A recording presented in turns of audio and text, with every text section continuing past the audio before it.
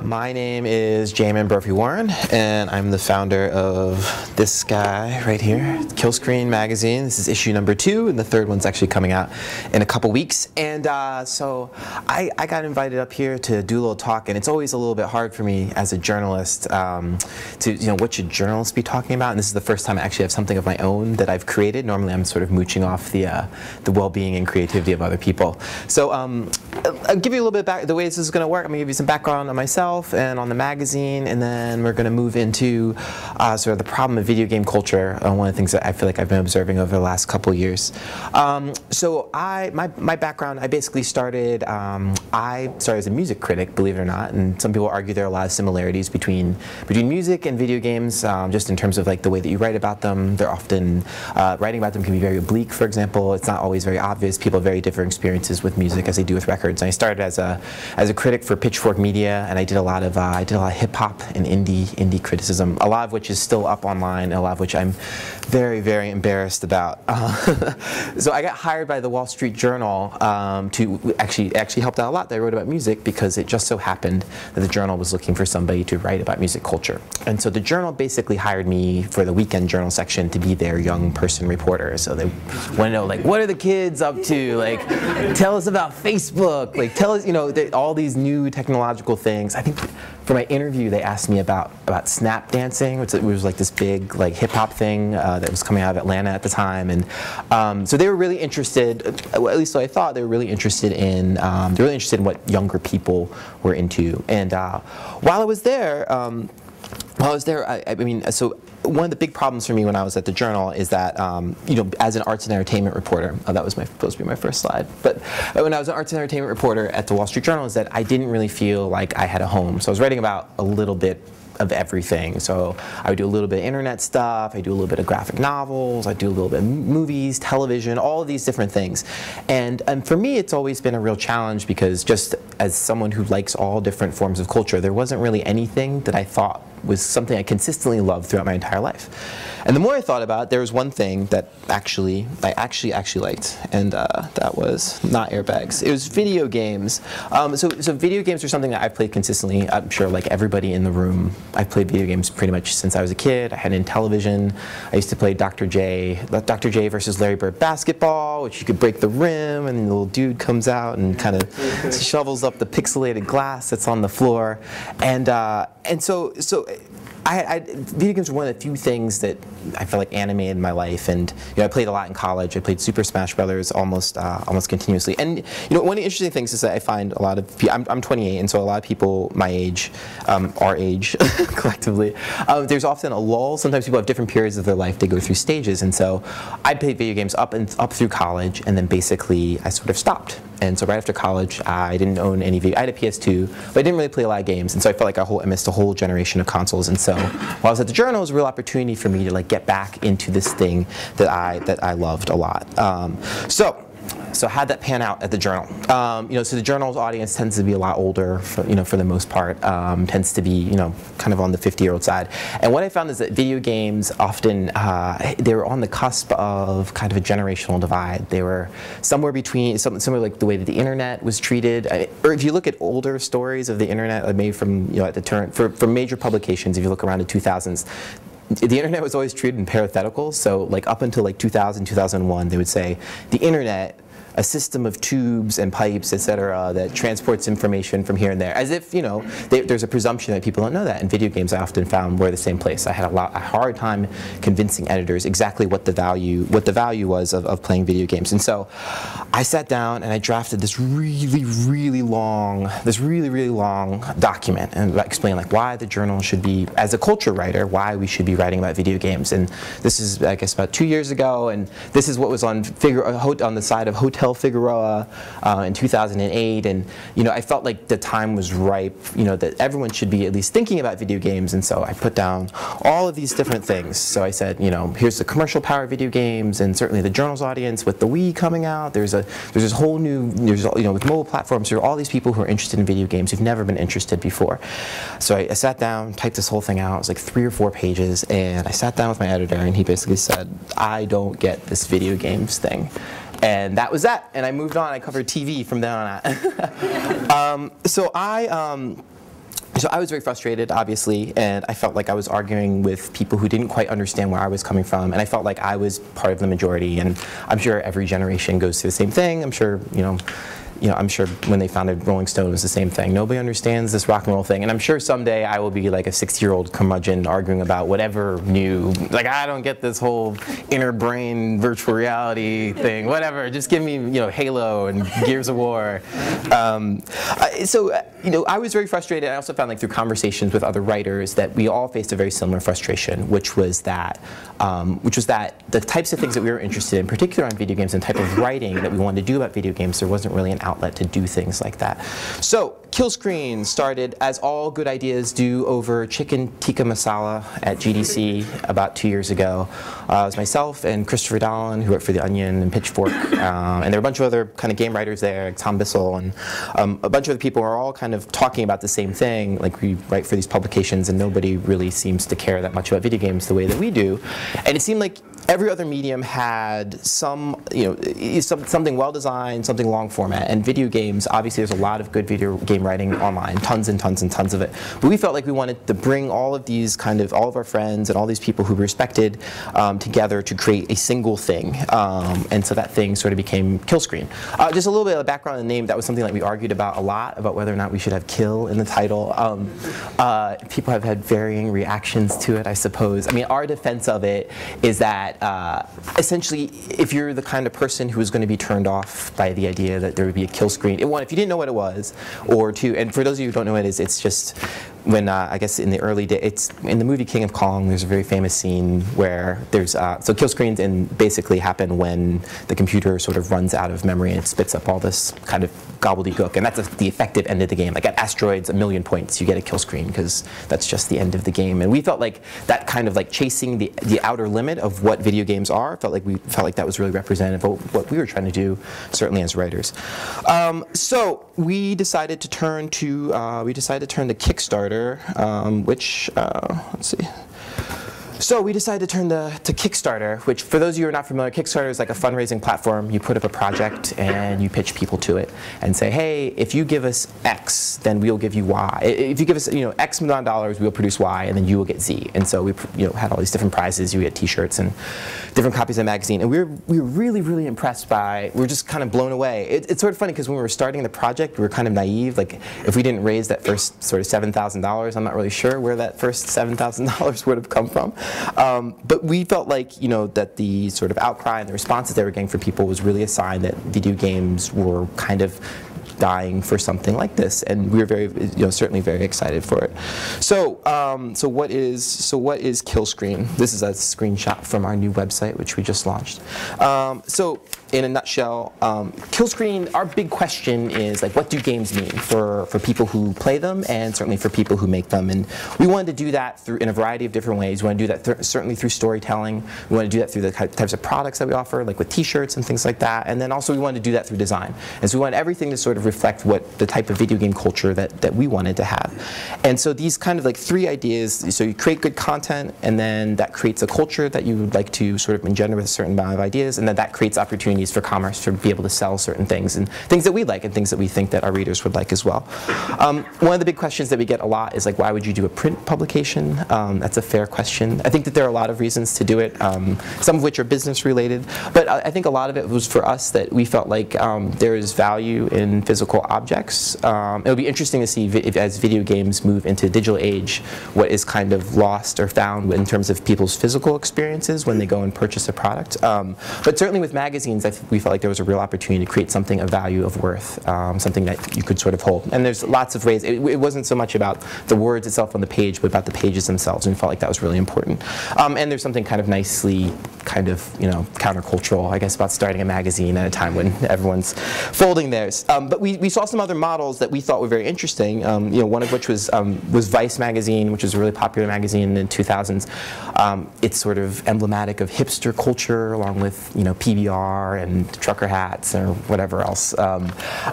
So Vice has a very similar model in the sense that they're really interested in sort of young cultural elites, and they chase them across a variety of platforms, and they do these great events in a bunch of cities around the world. But it all starts with this magazine, which is free. It's available and I think it's available in like 70 countries worldwide, and they print 1 million of these things every single month. Another model for us was Make magazine. Make had a similar kind of model. It started as a zine, and now they do. That's a shot from one of their maker fairs, kind of these big events where people bring different gadgets and things that they've built.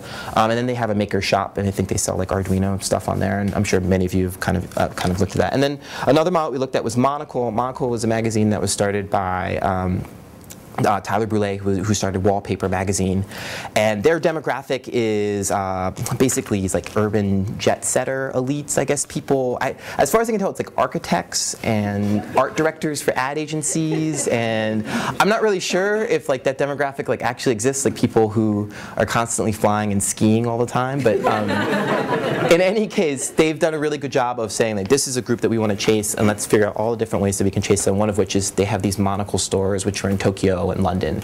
Anyway, so it's a really exciting time to be. It's a really exciting time to be like starting a magazine. It's a really exciting time to be sort of creating something new. In part because we're seeing a lot of movement in other areas, and certainly the days of like the million-person Time magazine or Newsweek, those days are ending. But it's really exciting for a lot of smaller publications if you're able to kind of drill down and figure out like what is this world that we want to create? What is this audience that we want to seek? And certainly video games are enormous, right? So that helps if we get just a sliver of the $1 billion that that Black Ops generated like in the last 8 weeks, then I'd be a very, very happy man. So let's move into it. So the problem with video game culture. I think one of the hard things about defining video game culture is like this kind of question like what is it, and so one of the things that I've been thinking a lot about is Chris Hecker. Chris Hecker gave a talk a couple weeks ago, not a couple weeks ago, a couple years ago, and one of the things he was sort of complaining about was the quality of video games that were being produced, and he was really upset. I think like most people, he felt like many of the things that are commercially viable are not really culturally significant.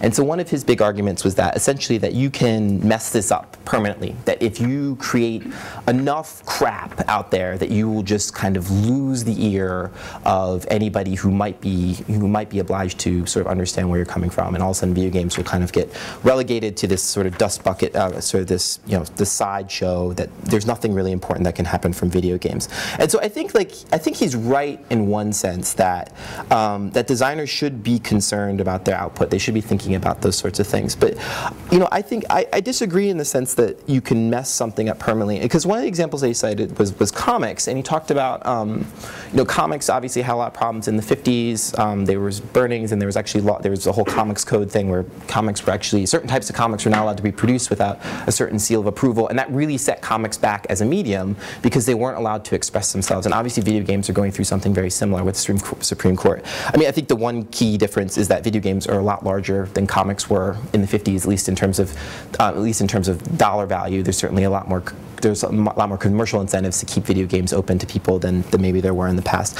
And there's the benefits of new distribution systems, like there's the iPhone, iPad, and the internet, for example. It's a lot easier to get things out, and so comics kind of face this bottleneck. Obviously, if you weren't in stores, then you basically didn't exist. But I think more importantly, it was something that that Tom Bissell said, I guess about 2 years ago, in Slate. Slate did an annual gaming club, and he was saying that this was about the same time. I guess Roger Ebert was kind of complaining about this games as art sort of thing, and basically this idea that that people who don't know games don't get to define whether games are important or not, and they don't get to say this is not relevant, this is not interesting. As long as people continue to buy video games and continue to support video game culture, then then these things will continue to exist and will continue to be very important to us. So, and the biggest thing is that this is generational, and that the gatekeepers kind of move up, and so we're moving into a generation of people who've grown up and play games, and so they get to decide like what is a legitimate form of culture, a legitimate expression of culture. So I think one of the things that I have trouble with is that this question of like, so what does video game culture kind of look like? And so there's sort of these outward manifestations, so things like conventions like Pan Arcade Expo, and then chiptune music. And I think one of the hard things I think for me personally is that those didn't always feel like, it's like saying that basically that indie rock music is the only form of music culture, or jazz music is the only form of music culture. If video games are as large as we know they are, then there's going to be all these different verticals, all these different ways to think about, what games are or who plays them. So I'm really lukewarm on chiptune music, and I know a lot of people like it. It doesn't mean I don't like that sound, because there are a lot of other artists I find who use electronic music and use a similar template. But I often find that that's not something for me per se. The same with conventions. I like conventions. I don't go to them all the time, and I like the fact that they exist. I think it's awesome. I think part of it's like I would love to be so into StarCraft or so into Quake to be able to go and play with other people, but I tend to be, like I was saying, I tend to be a little bit of a dilettante. So this question about whether video game exists is not, it's not whether it does, but for me it's what type of video game culture was I particularly interested in, and and with Killscreen really the goal was to sort of create something that at least for me, and this is true I guess of many different publications, it's well, who am I as a video game player? I enjoy all different types of things, and I think one of the things that I often get frustrated about is that video game culture is often segregated as just being about video games as opposed to having connections to all different, so we tend to think of video games as a way of thinking, the way that video game players, people who grew up playing video games, think about failure, for example. That's something that has lots of applications outside of just video games. It applies to the way you think about education, it applies to the way you think about politics. I'm waiting for the first video game candidate, not someone who runs on video games per se, but someone who uses video game mechanics in the process of creating a campaign, right? So I think that's the thing that I think is very frustrating to me often, is that we tend to think about video games as something that's solely relegated to the world of video games. I was trying to think about, when I got asked to speak, I kind of hate hearing journalists talk, people who write. Part of the reason why is because I feel like they don't know, I'm probably not the right person to ask about how video games are made per se, because I've never made a video game before. You should ask a video game designer. So I was trying to think about what are the things that I can do as someone who writes, or someone who creates creates stories or creates a platform for stories. What are the things that I could sort of add, and if I was talking to developers and also to audiences. And I feel like the one thing that we as writers do is that we tell really good stories. People are really, really bad at telling their own stories, and one of the things I loved about being a reporter was sitting down. I mean, it was cool to interview celebrities every now and again. That stuff was cool. But what I loved about being a reporter was being able to look at a particular person inside their experiences and be able to make connections that they weren't necessarily making before. Because most people don't think about their lives as having some kind of narrative arc, but they often do. And it takes good writers to kind of flesh those things out. I was working on this story once on. It's a certain way of thinking about the world. So I was really interested in. I would get these kind of crazy assignments, and they asked me to do weird things every now and again. And one of them was on specifically, I pitched a story about the people who made gold records, because I was looking and it's oh, well, the music industry is kind of in decline, so how does this affect other things? And so I found these 4 guys who had basically made all of their money in the 80s and 90s just producing gold records, and sure enough, the physical gold records, and they were devastated because this was their lifeblood. And the one guy was he'd work with, he's backstage with Van Halen in the 80s and Pearl Jam, when they'd sell 6 million records, and now he was running a framing, a frames and things kind of shop, and sort of helping old women kind of take their Matisse prints or whatever that they got online and put them in the frames. This is a guy who was doing coke and hanging out with girls backstage. In any case, it was what was fun about that story was just helping, putting what he was going through in context of something much, much larger. So I was thinking about this in the context of video game culture, and so one of the things that culture anthropologist Robert Redfield, he says that culture is it's shared understanding made manifest through act and artifact. And so I'm going to focus on the artifact part first, and then we'll focus on the act part. So the artifact part actually focuses on that's for people who make games, because I was trying to think about things that I could actually help game makers with. So this part of the talk pulls kind of heavily from Harvey Malich. He wrote this. He's an anthropologist at New York University. He wrote this book called Where Stuff Comes From, which is a really interesting book. It's about design. It has nothing to do with video games whatsoever. But one of his key ideas is this idea of lash up, and that's not what lash up is. But he talks a lot about toasters. At the beginning of the book, he talks a lot about toasters, and he uses that toasters have all these different elements that make them distinctly toasters, right? And so it's the contours of it. why they pop up, for example, because there was in the early days there were sort of competing visions for how bread should appropriately be cooked, and there was symbolic value in having the bread actually popped up. One, because it was a signifier like this is finished, it is done now. But then these things sort of take on their own meaning, where people actually, if it doesn't exist, then people don't think that that's actually a toaster. It's also culturally conditioned because it's an American thing. Like Americans do toasters, but people in other parts of the world do not. And so he talks about, so he basically argues that goods provide a basis in a number of different ways, including their use for there to be a sense of social reality. And that this idea that there are all these different pieces that make up a product. And so I wanted to think about games sort of as goods, as like actual products, right? As opposed to sort of experiences. And I think that that might be a helpful way in terms of fleshing out like what the value is in telling stories about those products. So there's this like there's this popular idea that's kind of going around right now, at least on the internet. Excuse me. It's something called affinity commerce. And so this is this idea that like people will go and buy things not because they exist, but because they have a particular attachment to them, that they want to hear stories about them. And so that's like with farmers markets, right? Why would people drive like 90 miles like out of their way to go get cheese from this one guy who makes cheese, or to thrift stores? Like I had like a favorite when I was growing up. Like I had a favorite thrift store that I always drove to. It was like in the middle of Philadelphia, and I grew up in the suburbs, and it was always kind of like out of the way. And I do these like beercations with friends, and we drive to different breweries around the place. And so it's like, why? That's the least convenient thing for me to do. So why would I go about trying to do that? And the internet certainly heightened that because it gives people more information about where they can go and find these things. So as I said, I'm a big beer drinker, and affinity commerce is sort of extends this idea that like objects have stories, and that when you give objects stories, it gives them meaning and it gives them value. And so one of the examples I was trying to think about was like, what's something like that in my own life? So there's this brewery in Denmark, and I'm very excited because I'm going to Copenhagen in a couple weeks. There's a brewery called Mikkeller, and they make a bunch of different brews, but one of them they make is it's from this very special. I'm forgetting the name now. It's from a very special cat that only eats coffee beans, and then it poops out the coffee beans, and then that's harvested and turned into coffee. And this brewery made something called the Java Cat Stout, that they basically like collected all of these coffee. It's like the most expensive coffee in the world. It was like on Oprah, and then they brewed a beer from it, right? And so you might think like that's like gimmick, right? But what they've really done is like create a story. Like I have a reason now. I can tell all my friends that I drank this beer that came from this cat that only eats coffee beans, and I drank a beer. There's another example of that. There's a brewery called Brewdog, which is in Scotland. They created this beer called it was called The End of History, and it was $770. And the name comes from the book by Francis Fukuyama, which is based on that essay. And it's 55% alcohol, so it'd be like 110 proof.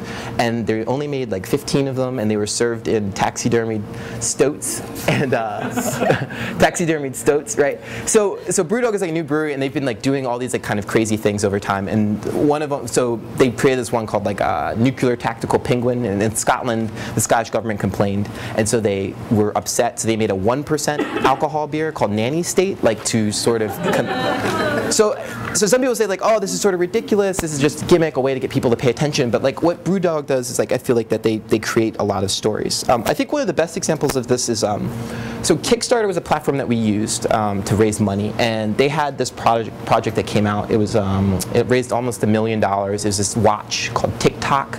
It was done by an industrial designer in California who'd worked with like Nike and Apple, and so you could argue that, well, it's just piggybacking on the success of an already successful project, which was the new, well, not yet released Nano, right? And so it was a way basically you would get the Nano and turn it into a wristwatch. But one of the things that they did really well was like tell a story about their product. And so they said, well, one, they explained who they were, right? And then they offered different rewards along the way and said, if you can participate at different levels, and that way you become part of the story as well. And then the product itself had a story. It sort of came out of their frustration of like wanting to have a product that didn't actually exist. And that's basically like how Kickstarter runs. And there's a bunch of other examples of this. There's a website called Of a Kind, which is really cool. And the way that Of a Kind works is that it creates, it creates what I would call like narrative threads, in the sense that it takes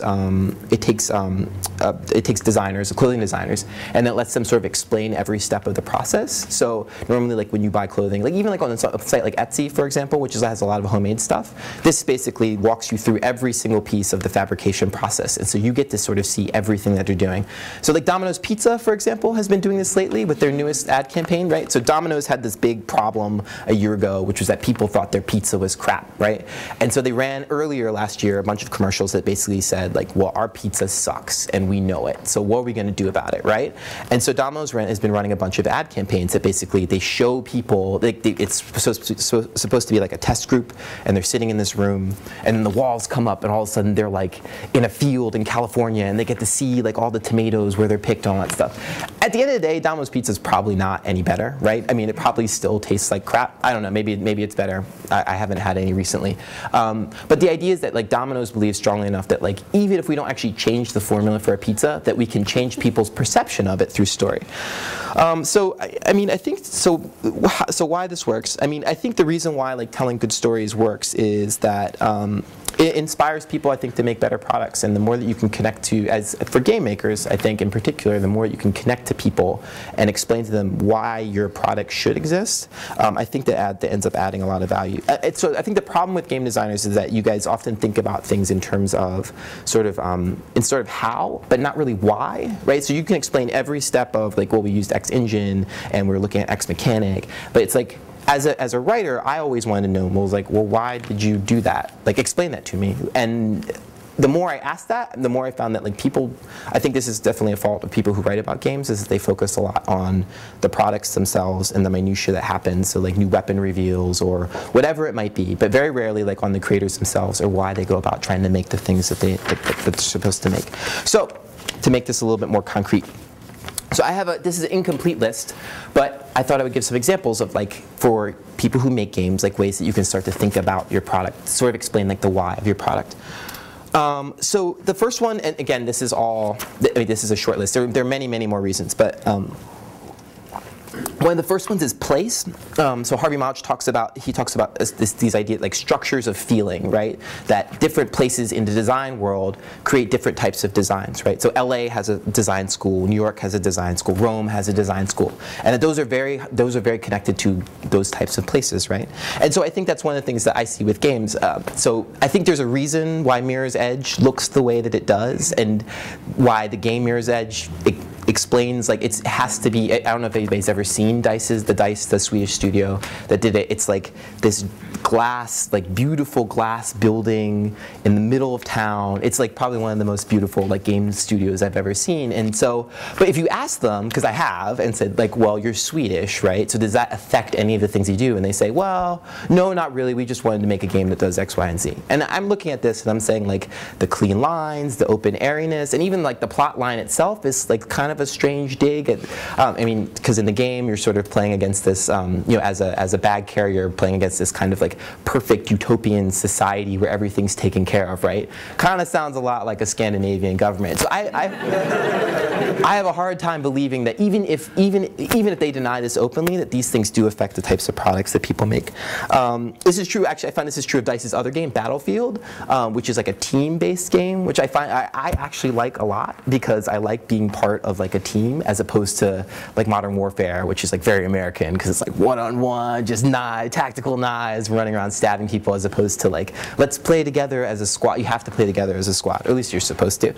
I think Rockstar actually does this really well. So even though Rockstar is obsessed with the United States, I think the fact that they are obsessed with the United States, and especially American cinema, is a reflection of who they are as, you know, as Brits. And so the fact that, you know, Rockstar, since I guess they haven't done a game, and I guess the first GTA was set in London, I think the first one was, but they haven't been back there since. And so I think the reason that they choose these different places, particularly American cities, is very symbolic because they're very interested in how Americans think, right? And that's not something I think Americans are necessarily, like, how is it that a British studio is able to make, or at least the Hauser brothers are able to make a New York City that's like more real than something that was a New York studio. Well, not really very many New York studios, but something more real than an American team could make. I think that gives, because they have an outsider's perspective, they're able to look at New York and distill it down into its most important pieces. What are the most iconic things? If you're just stepping right, which they have done, right, at some point in their lives, that the Hauser brothers sat down, or they flew into New York for the first time, and they just experienced something and said, oh, this is really powerful for me as a foreigner, as a non-American.